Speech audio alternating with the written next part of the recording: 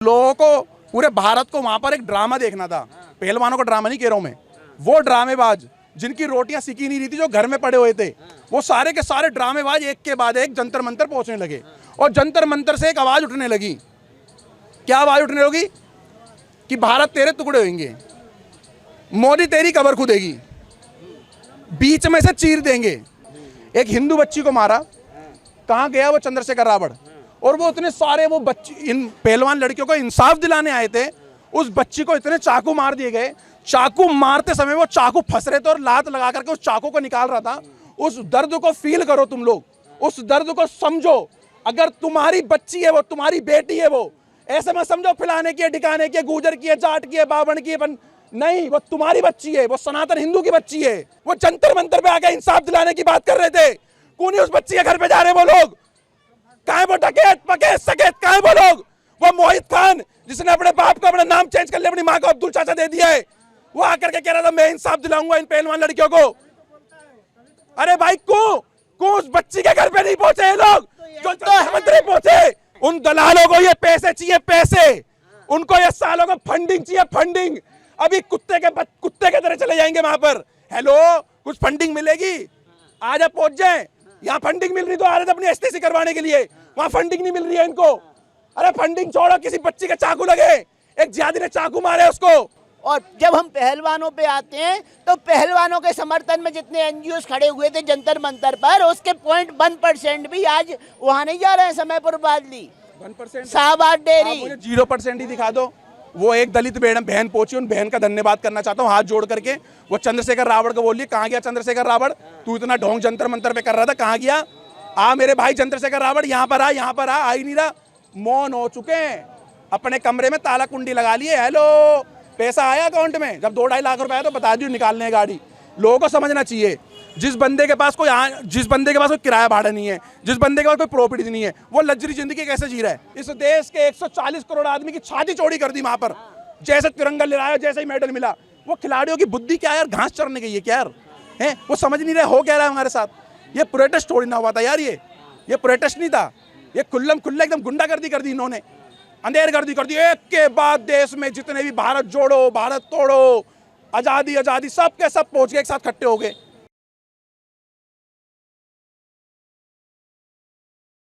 मैं एक बात कहना चाहता हूं, देखो उस जो प्रोटेस्ट के अंदर पहलवानों का क्या मैटर है, क्या नहीं है, ये एक जांच का विषय था। एफआईआर की मांग करी तो बृजभूषण पे एफआईआर भी दर्ज करी गई, लेकिन लोगों को पूरे भारत को वहां पर एक ड्रामा देखना था। पहलवानों का ड्रामा नहीं कह रहा हूं मैं, वो ड्रामेबाज जिनकी रोटियां सिकी नहीं रही थी, जो घर में पड़े हुए थे, वो सारे के सारे ड्रामेबाज एक के बाद एक जंतर मंतर पहुंचने लगे। और जंतर मंतर से एक आवाज उठने लगी। क्या आवाज उठने लगी? कि भारत तेरे टुकड़े होंगे, मोदी तेरी कबर खुदेगी, बीच में से चीर देंगे। वो चंद्रशेखर रावण जो जय मीम करता है, कहां गया तू? तेरे मीम की भीम जो लड़की है, एक समाज की, एक दलित समाज की लड़की, दलित कहते हैं, हम तो हिंदू कहते हैं, हमें तो पता भी नहीं दलित समाज होता क्या भाई। एक हिंदू बच्ची को मारा, कहां गया वो चंद्रशेखर रावण। और वो इतने सारे वो बच्ची, इन पहलवान लड़कियों को इंसाफ दिलाने आए थे, उस बच्ची को इतने चाकू मार दिए गए। चाकू मारते समय वो चाकू फंस रहे थे और लात लगा करके उस चाकू को निकाल रहा था। उस दर्द को फील करो तुम लोग, उस दर्द को समझो। अगर तुम्हारी बच्ची है, वो तुम्हारी बेटी है, वो ऐसे मत समझो फलाने की है, ठिकाने की है, गुर्जर की है, जाट की है, बावण की है, नहीं, वो तुम्हारी बच्ची है, वो सनातन हिंदू की बच्ची है, जिसमें वो चाकू फंस रहे थे। एक एक चाकू उसके शरीर के अंदर फंस करके निकला है। वो जंतर मंतर पे आके इंसाफ दिलाने की बात कर रहे थे। कौन उस बच्ची के घर पे जा रहे वो लोग? कहां वो डकैत पकेत सकेत, कहां वो लोग? वो मोहित खान जिसने अपने बाप को अपना नाम चेंज कर लिया, अपनी मां को अब्दुल चाचा दे दिया है, वो आकर के कह रहा था मैं इंसाफ दिलाऊंगा इन पहलवान लड़कियों को। अरे भाई को उस बच्ची के घर पे नहीं पहुंचे ये लोग, जो मंत्री पहुंचे। उन दलालों को ये पैसे चाहिए, पैसे। उनको ये सालों को फंडिंग चाहिए, फंडिंग। अभी कुत्ते के तरह चले जाएंगे वहां पर। हेलो, कुछ फंडिंग मिलेगी? आज आप पहुंच जाए। यहाँ फंडिंग मिल रही तो आ रहे थे अपनी एसटीसी करवाने के लिए, वहां फंडिंग नहीं मिल रही है इनको। अरे फंडिंग छोड़ो, किसी बच्ची के चाकू लगे, एक जिहादी ने चाकू मारे उसको। भाई मैं तो पूर्णिया से भी मिला था भाई मैं, ठीक है, मैंने जय श्री राम करी। मैंने बोला भाई आपके मंच से आपको पता नहीं चल रहा, आप तो अंदर वो बैठे हुए घेरे में जहां पर बैरिकेड है, लेकिन बाहर बहुत तगड़े तगड़े बयानबाजी हो रहे हैं, देश विरोधी बयानबाजी हो रहे हैं। वो आए थे ना जेएनयू से, हमें चाहिए आजादी, हिंदुवाद से आजादी। हिंदुवाद का मतलब हिंदुस्तान से आजादी। हमें चाहिए मोदी से आजादी, आरएसएस से आजादी। आरएसएस उनके घर में अनाज उठा के ला रहा आरएसएस है, मोदी उनके घर में से अनाज उठा के ला रहा है। इस हिंदुवाद से, हिंदुस्तान से उन्हें आजादी चाहिए। और जब हम पहलवानों पे आते हैं तो पहलवानों के समर्थन में जितने एनजीओस खड़े हुए थे जंतर मंतर पर, उसके 0.1% भी आज वहां नहीं जा रहे हैं समय पर बादली 1% शाहबाद डेयरी। मुझे 0% ही दिखा दो। वो एक दलित बहन पहुंची, उन बहन का धन्यवाद करना चाहता हूँ हाथ जोड़ करके। वो चंद्रशेखर रावण को बोलिए, कहाँ गया चंद्रशेखर रावण? तू इतना ढोंग जंतर मंतर पे कर रहा था, कहाँ गया? आ मेरे भाई चंद्रशेखर रावण, यहाँ पर आ ही नहीं रहा। मौन हो चुके हैं, अपने कमरे में ताला कुंडी लगा लिए। हेलो, पैसा आया अकाउंट में? जब 2-2.5 लाख रुपए आया तो बता दियो, निकालने गाड़ी। लोगों को समझना चाहिए, जिस बंदे के पास कोई किराया भाड़ा नहीं है, जिस बंदे के पास कोई प्रॉपर्टी नहीं है, वो लग्जरी जिंदगी कैसे जी रहा है? चंद्रशेखर रावण इतने सारे यहाँ पर खट्टे हुए, और भी टुकड़े फुले चीरेंगे फाड़ेंगे भारत। इन सब का फंडिंग कहाँ, लग्जरी जिंदगी कहाँ से जी रहे हैं? यहाँ पर सब बेरोजगार, कोई बेरोजगार तो है नहीं, सब मेहनत कर रहे हैं, सब कमा खा रहे हैं। हम भी लग्जरी जिंदगी नहीं जी पा रहे, कोई भी लग्जरी। लेकिन इनके पास कौन सा ऐसा कि गाड़ी के पीछे 2 गाड़ियां चल रही है? कहां से पैसा आ रहा है भाई समझना क्यों नहीं चाहते हो तुम लोग?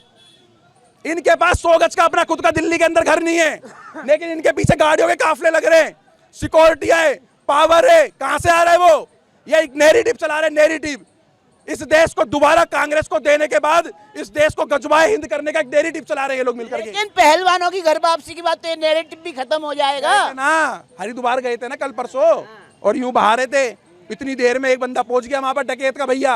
अरे ना भाव मत, अभी हम 5 दिन का अल्टीमेट दे रहे हैं। अरे 5 दिन का दे या 10 दिन का दे, तुमसे कुछ नहीं होगा। सच ही होता है, और देश संविधान से चलेगा, सरिया से नहीं चलेगा। जिस तरीके से इस आंदोलन को बल दिया गया, मेडलों के भरोसे आंदोलन खड़ा किया गया, मेडलों को आगे रख के देश को कहीं ना कहीं भ्रमित किया गया आंदोलन के लिए। पहले भी देखे थे हमने, आज से कुछ साल पहले देखे थे, अवार्ड गैंग आई थी, वो सारे अपने अवार्ड वापसी कर रहे थे। लाओ भाई कर दो ना, कहाँ वापसी कर रहे हैं ये भी तो पता लगे।